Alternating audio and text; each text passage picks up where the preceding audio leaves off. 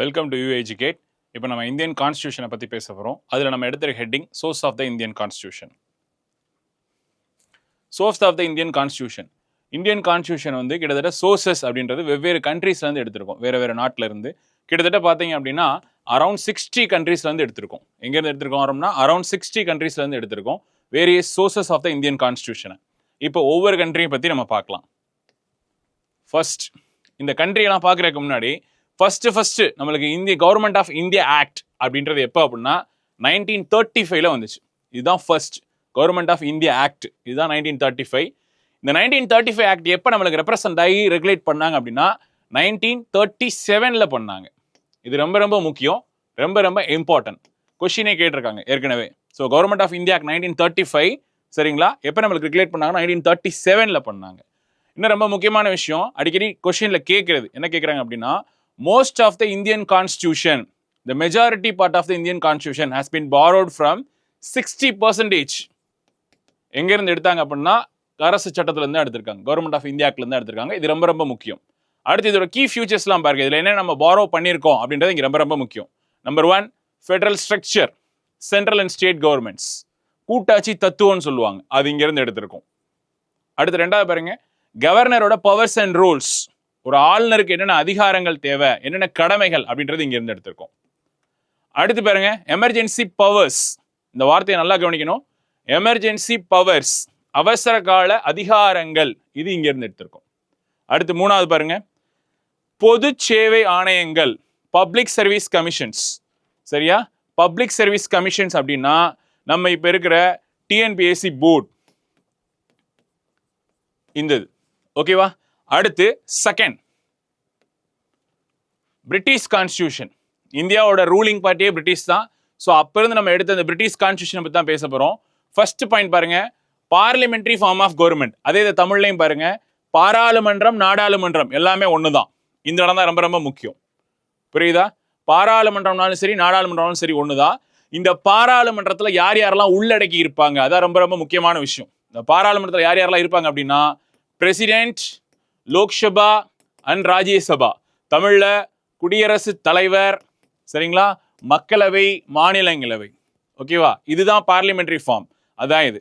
அடுத்து பாருங்க rule of law. Rule of law அப்படின்னா நல்லா கவனிங்க, இந்தியாவில் இருக்குது rule of law. Procedure establish by law இந்தியாவில் கிடையாது. இந்த ரூல் ஆஃப் லா அப்படின்னா இந்த கான்செப்டை யார் சொன்னாங்க அப்படின்னா ஏவி டைசி. அடிக்கடி ரிப்பீட்டட் கொஸ்டின், ரொம்ப ரொம்ப முக்கியமானது, ஆர்தர் எல்எஸ் டைசி. அடுத்து பாருங்க கேபினட் சிஸ்டம், அமைச்சரவை அமைப்பு. நம்மளோட அமைச்சரவை அப்படின்றது எப்படி இருக்கு அப்படின்னா 3 டயர் சிஸ்டம், 3 அடுக்கு முறை இருக்கு. சரியா, என்ன சார் அந்த 3 அடுக்கு முறை அப்படின்னா ஃபர்ஸ்ட் கேபினட் சிஸ்டம் ஒன்று, கேபினட் அமைச்சரவை அப்படின்னு சொல்லுவாங்க. ரெண்டாவது என்ன அப்படின்னா மினிஸ்டர் ஆஃப் ஸ்டேட், மூணாவது ராஜாங்க அமைச்சர்கள் அப்படின்னு சொல்லுவாங்க, மூணாவது ஜாயிண்ட் மினிஸ்டர்ஸ் அப்படின்னு சொல்லுவாங்க. இதான் 3 types of ministers, 3 tier system அப்படின்னு சொல்லுவாங்க.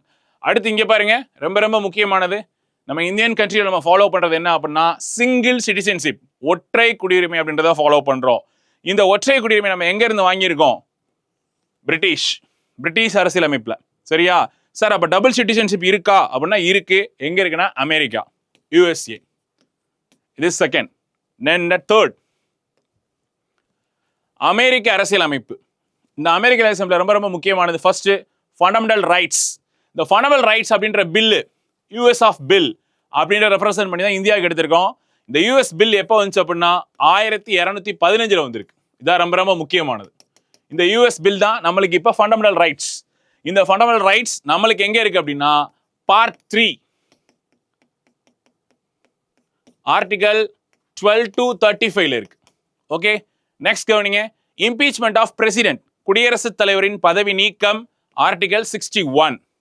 தென் நெக்ஸ்ட் பாருங்க independent judiciary and judicial review. இந்த டேர்மை கரெக்டாக கவனிக்கணும்.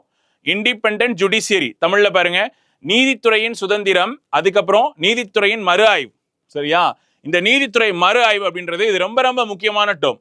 இந்த 2 டேர்மே இண்டிபெண்டன்ஸ் ஆஃப் ஜுடிஷியரி அப்படின்னு கேட்டாங்கன்னா கொஸ்டின்ல ஆர்டிகல் 133, ஜுடிஷியல் ரிவ்யூ அப்படின்னு கொஸ்டின்ல கேட்டா அப்படின்னா ஆர்டிகல் 13. ரெண்டுக்கு வித்தியாசம் இருக்கு. ஓகேவா, ரொம்ப ரொம்ப முக்கியம். இந்த ஜுடிஷியல் ரிவ்யூ 13 அப்படின்றது என்ன அப்படின்னா ஃபண்டமெண்டல் ரைட்ஸை நீங்க ரிவ்யூ பண்றீங்க. இது கொடுத்த ஜட்ஜ்மெண்ட்டை நீங்க ரிவ்யூ பண்ணணும். ஓகேவா? அடுத்த கண்ட்ரி ஐரிஷ் கான்ஸ்டியூஷன். ரொம்ப ரொம்ப முக்கியமானது. ஐரிஷ் கான்ஸ்டியூஷன்ல இங்க பாருங்க ரெண்டு விஷயம். ஃபர்ஸ்ட் தமிழ்ல டிபிஎஸ்பி, தமிழ்ல சொல்லணும் அப்படின்னா அரசு நெறிமுறை கோட்பாடு அல்லது அரசு கொள்கை வழிகாட்டும் நெறிமுறைகள்னு சொல்லுவாங்க. ஒரு அரசு இருக்கு. அரசுனா இந்த இடத்துல ஸ்டேட். இந்த ஸ்டேட் எப்படியெல்லாம் நடக்கணும், what are the policies they want to followed அப்படின்னு சொல்றது தான் இது. ஓகேவா? இந்த அரசு நெறிமுறை கோட்பாட்டில் நம்ம ரெண்டு விஷயத்தை பயன்படுத்தணும். இங்க பாருங்க, சோசியல் அண்ட் எக்கனாமிக் ஜஸ்டிஸ் அப்படின்னு சொல்லுவாங்க. அதே மாதிரி இந்த இடத்துல என்ன அப்படின்னா சோசியல் ஜஸ்டிஸ். சோசியல் ஜஸ்டிஸ் அப்படின்னா சமூக நீதி, எக்கனாமிக் ஜஸ்டிஸ் அப்படின்னா பொருளாதார நீதி. இதுவே கொஸ்டினாவே கேட்பாங்க. Which followed the social justice and economic ஜஸ்டிஸ்ன்னு கேட்டாங்கன்னா நம்மளோட கீ டிபிஎஸ்பியா தான் இருக்கணும். சரியா? இந்த டிபிஎஸ்பி பார்ட் 4ல இருக்கு.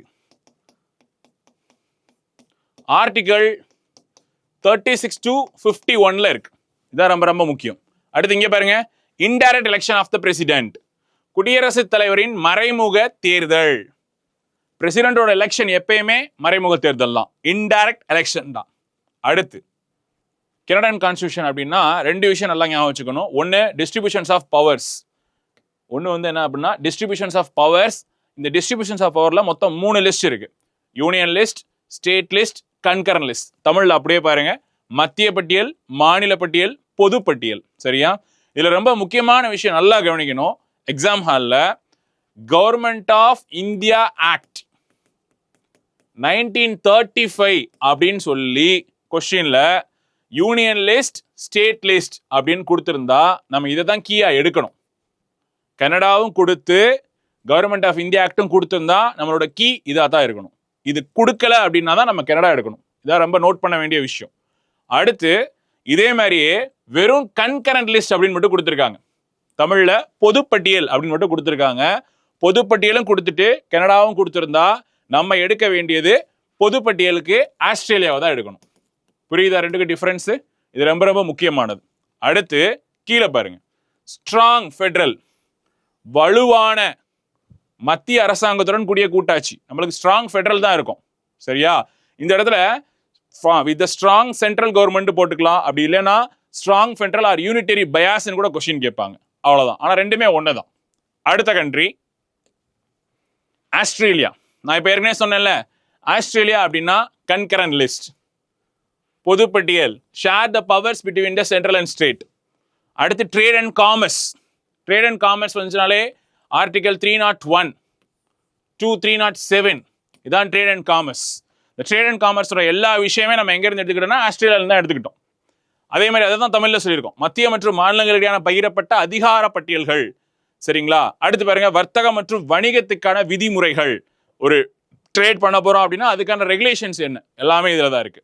நெக்ஸ்ட் பிரெஞ்சு அரசியலமைப்பு. இது நம்ம கவனிக்க வேண்டிய ஃபர்ஸ்ட் விஷயம் என்ன அப்படின்னா, பிரெஞ்சு கான்ஸ்டியூஷன்ல நம்ம மனசுக்குள்ள ஃபர்ஸ்ட் வர வேண்டியது பிரெஞ்சு ரெவல்யூஷன் தான் வரணும். இந்த பிரெஞ்சு ரெவல்யூஷன் அப்படின்னா எப்ப வருமா? 1789. தமிழ்ல எழுதுறவங்க பிரெஞ்சு புரட்சி அப்படின்னு கேள்வி கேட்டா 1789. இந்த பிரெஞ்சு புரட்சியில இருந்தா நம்ம ஒரு சில இதை எடுத்துக்கிட்டோம். என்ன அப்படின்னா லிபர்ட்டி, ஈக்குவாலிட்டி, ஃபேட்டர்னிட்டி. சரியா? இதை தான் நம்ம எடுத்துக்கிட்டோம். Liberty, equality, fraternity. தமிழ்ல கவனிங்க, சுதந்திரம், சமத்துவம், சகோதரத்துவம். இது எங்க இருந்து எடுத்துக்கிட்டோம் அப்படின்னா பிரெஞ்சு ரெவல்யூஷன்ல இருந்து எடுத்துக்கிட்டோம். அதுதான் பிரெஞ்சு கண்ட்ரி தான் நம்ம பாரோ பண்ணியிருக்கோம். நல்லா கவனிக்கணும். பிரெஞ்சு ரெவல்யூஷன் எப்போ அப்படின்னா 1789. Then next Soviet Russian constitution. இந்த ரஷ்யாவில் நம்ம ரொம்ப முக்கியமாக கவனிக்க வேண்டியது, நம்ம எப்படி பிரெஞ்சு புரட்சி 1789 எடுத்தோமோ அதே மாதிரியே இந்த சோவியத்தில் 1917 ரஷ்யன் ரெவல்யூஷன், ரஷ்ய புரட்சி. புரியுதா? இதுல இருந்து நம்ம எடுத்துக்கிட்டது தான் சோசியோ ஜஸ்டிஸ் எக்கனாமிக்.